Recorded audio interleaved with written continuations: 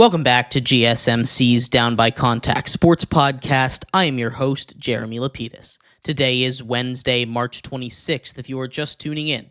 We just finished going over the East AL and NL, the Central AL and NL divisions, predicting each and every record for each team and the order they'll finish in their division. In this segment, we take that treatment, take it to the West Coast, the Western divisions in the NL and AL for baseball. But before we do, remember, if you would like to be an even bigger part of the show than you already are, all you need to do is go to gsmcpodcast.net. Or if you're on YouTube, you can use that super chat feature. If you do either of those two things, a message should pop up on the bottom of the screen for you, me, and everybody else around the world to see. If you do have a burning question about sports, anything at all that you would like to ask, go ahead and throw that in the comments. Throw it in the chat. I will get to it as soon as I possibly can. I appreciate everybody so much for sticking around, talking some sports with me here on a beautiful Wednesday, March 26th.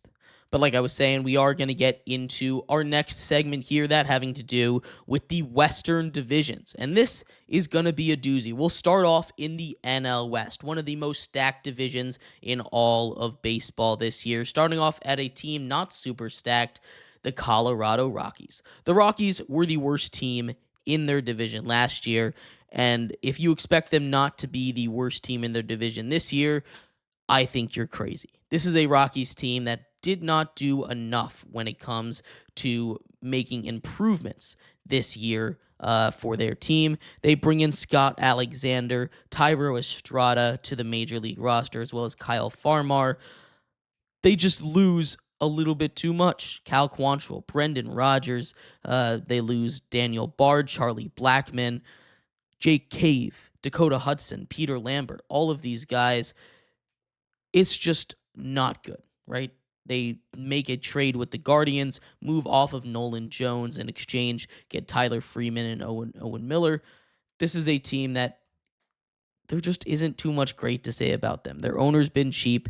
They don't play in a ballpark conducive to pitching, so pitchers aren't going to come here. I mean, a pitching staff headlined by Kyle Freeland and German Marquez, it's not one that you really want to write home about.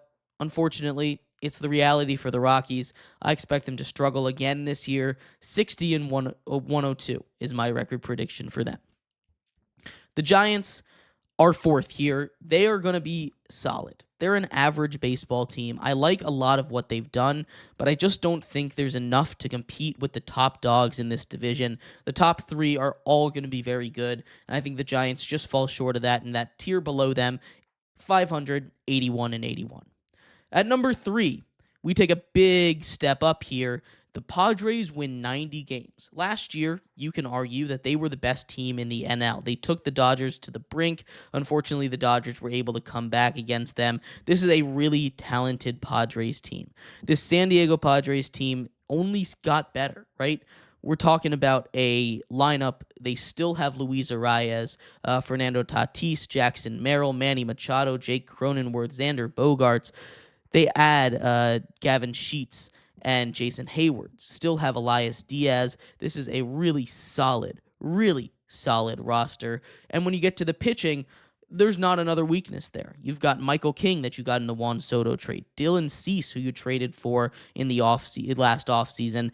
Some rumors around him, but he is an incredible pitcher to have on the roster. Nick Pivetta. You've still got Yu Darvish and Joe Musgrove, as well as Matt Waldron when they all come back, although they're all dealing with injuries right now, so that's a little bit of a downer there. But this is a really, really good Padres squad. There's not a lot of weaknesses all around. You've still got a great back-end bullpen with Robert Suarez and Jason Adam.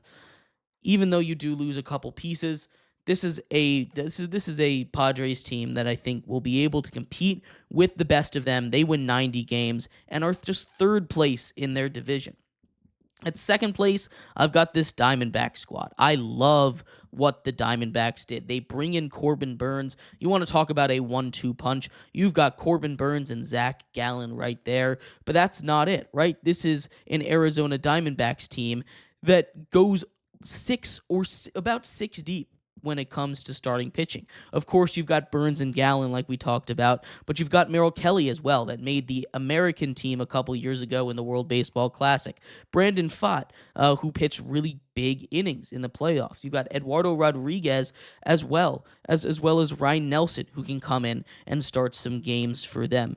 You've got a really talented. You've got Jordan Montgomery, who's on the injured list right now. Who theoretically would be on the team. He got Tommy John surgery. He won't be there this season, but this is still a really solid team. Great bullpen. And the batting, the hitters on this team are going to be great as well. Corbin Carroll and Ketel Marte up top. Josh Naylor, who you bring in a trade that I absolutely love. Eugenio Suarez, Jake McCarthy, Gabriel Moreno. This is just a stacked Diamondbacks team. I expect them to surprise some people. I've got them winning 95 games this season, second place in their division at 95-67. But of course, they're not number one. And that is because the Dodgers exist. The Los Angeles Dodgers are insane. They are a team that I think could fight for the best regular season record of all time. Right now it's held at 120 wins. I think they break that. I've got them winning 121 games this season. They've already started off hot, winning 2 games, but let's just look at this lineup. You've got Shohei Ohtani, Mookie Betts, assuming that he's healthy and ready to go. He's been dealing with a pretty bad stomach bug where he hasn't really been able to eat solid food, so hopefully he's doing good. But we're going to pretend that he is, and we're going to go with the fact that he is healthy right now. Mookie Betts, Shohei Ohtani, Freddie Freeman, Teoscar Hernandez, Max Muncy, Will Smith, Tommy Edman, Andy Pages, Michael Conforto. Then you get to the bench, Austin Barnes, Miguel Rojas, Chris Taylor, Kike Hernandez. This is a stacked team. This is maybe one of the best pitching staffs in all of baseball. Yoshi Yamamoto, Roki Sasaki, we saw them both pitch. Tyler Glasnow, Dustin May, Blake Snell, Shohei Ohtani. You're going to get Clayton Kershaw back as well. This is an amazing, amazing team. This is just no weaknesses anywhere. Tanner Scott, Kirby Yates, Blake Trinan, Alex Vezia, Anthony Banda, all the way down the order, all the way down the bullpen. There is not a single weak piece. There is a reason that people say that the Dodgers ruined baseball this offseason. They are amazing. I think they break the record. They have the best team in this division.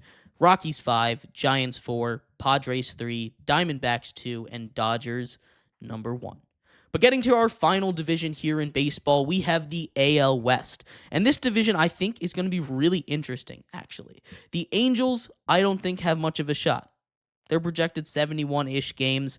I have them losing a lot more than that. They still have Mike Trout, but Mike Trout can only do so much when the rest of the team just isn't the best. This is a Los Angeles Angels team that currently is trotting out a headliner as Yusei Kikuchi on their number one starter. That's not what you want to hear. The bullpen, they've got Kenley Jansen, but he's not going to do too much to help them win games. Anthony Rendon already injured, most likely going to miss most of the season. And outside of Mike Trout, sure, you've got Taylor Ward, who's a nice piece, but there's no one else here that I think I really want to rely on, and I don't think this Angels team is going to be up to the task of being really good this year. I think they go 58-104. The Athletics, on the other hand, I really did like their offseason. The A's, I think, are going to be sneaky good this year. They moved to Sacramento, and sure, we're playing in a minor league ballpark, but they spent money for the first time in a long time. Lawrence Butler, Brent Rooker, J.J. Bleday, Shea Langoliers, Tyler Soderstrom, Gio Urshela, Seth Brown, Jacob Wilson, and Max Muncy. This is a really good lineup. It's not a great lineup, but it's a good one. They spent money where they needed to. They went and they got some pitchers. Luis Severino, they signed to the biggest contract they've ever given out. They trade for Jeffrey Springs as well as other pitchers to come in and help with the Rays. Osvaldo Bido, JP Sears, Joey Estes. This is a solid team. Nothing great, but they still have nothing elite, I should say, but they have an elite closer in Mason Miller. Jose Leclerc, Tyler Ferguson, solid setup guys. This is not a team that's going to blow your socks off, but this is a team that I think is going to be along the same timeline as the Washington Nationals, where they'll win about 75 games. I've got them winning 74. I like this A's team a lot. They're just not quite in that playoff or wild card tier yet.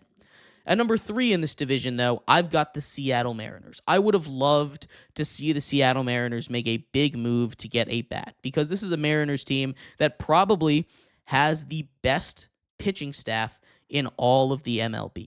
Logan Gilbert, Luis Castillo, Bryce Miller, Brian Wu, Emerson Hancock. This is an amazing starting 5. One of the best in all of baseball. You've got George Kirby dealing with some shoulder inflammation. He's going to be there as well when he gets healthy, and this team is just stacked. But what they struggled with last season is they didn't have bats. Victor Robles really stepped up for them last year, but he's not enough on his own. They've got Julio Rodriguez, who they need to play at an MVP level if they want to get back. They're going to add, they still got Randy Arozarena, who they brought in at the trade deadline. They're expecting a lot of things out of him, as well as Cal Riley, big dumper at catcher.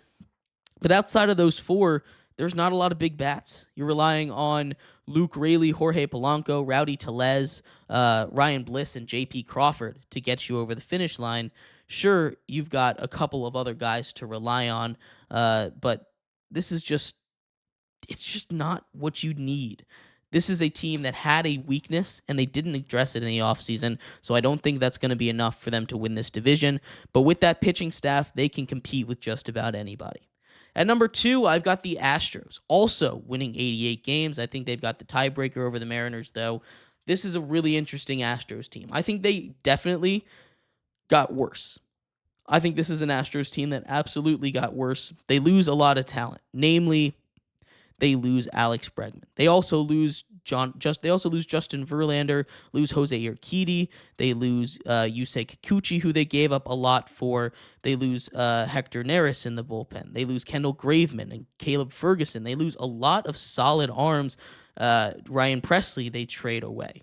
This is just a team that, and as well as getting rid of Kyle Tucker, this is the team that lost a lot of talent. I don't really think they got it all back. This is an Astros team that had their worst finish in forever last season. You've still got Jose Altuve, who's potentially transitioning to left field to give Dubon a chance at second base. They trade away their left fielder over there to the Cubs, and because of that, they've got to get a little bit creative. This is a team that's going to rely on some young guys, especially young arms, to propel this team deep into the playoffs, and I just don't see it happening this year. I think they got a little bit worse, but I still think they'll be good. Astros, second place. And at number 1, that leaves the Rangers. The Rangers are the best team in the AL West. I think they had a slump of a season last year. Obviously, they win the World Series just 2 seasons ago. Injuries and just about everything that could have gone wrong kind of went wrong for them. I think they're the best team in this division. I've got a good feeling about this team this year. Semien and Seager at the top. Wyatt Langford had a really good rookie season. You got Jock Peterson and Adolis Garcia, as well as Josh Young, and Jonah Heim, who they had in their World Series runs. Nathan Eovaldi, Jack Leiter, Tyler Mahle, Jacob deGrom, Kumar Rocker. He's going to get a shot finally in the MLB. If they can stay healthy, which, again, I know, big if, this is a team that I just don't see having a lot of competition in the AL West, and I think they win this division easily enough, 93-69. So again, that's Rangers 1, Astros 2, Mariners 3, Athletics 4, and Angels 5. I'd love to hear your thoughts on any of the MLB divisions we've gone over. We're going to take a quick break. When we come back, it's playoff time. We're going to go over the NL and AL playoffs, predict each and every single position, as well as every single wild card, every single round result as we go through the MLB playoffs. We'll be right back here on GSMC's Down by Contact Sports Podcast.